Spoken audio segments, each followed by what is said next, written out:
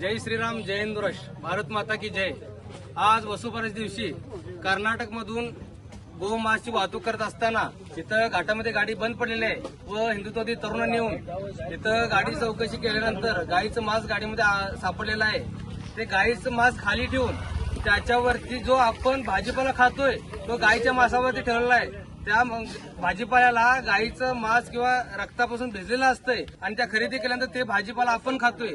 त्यामुळे कुठेतरी आपला हिंदू धर्म भ्रष्ट होतोय. त्यासाठी तमाम आमच्या हिंदू बांधवांनी खरेदी न करता आपल्या समस्त हिंदू बांधवांकडनं खरेदी करून आपल्या हिंदू लोकांना मोठं करायचं काम प्रत्येक हिंदूंनी करायचं आहे. एवढंच माझं सांगणं आहे. इथं तुम्ही बघू शकता, इथं भाजीपाला आहे आणि इथं गाईचं मांस वगैरे वरती आहे. हे गाईचं मांस अशा प्रकारचे गणपतीचा भाजीपाला आपल्याला त्यामुळे हे काय दिसतंय ना, हे आमच्या पूर्णपणे हिंदूंवर अन्याय करतात. Subscribe Prudent social media channel and press bell icon for latest notifications.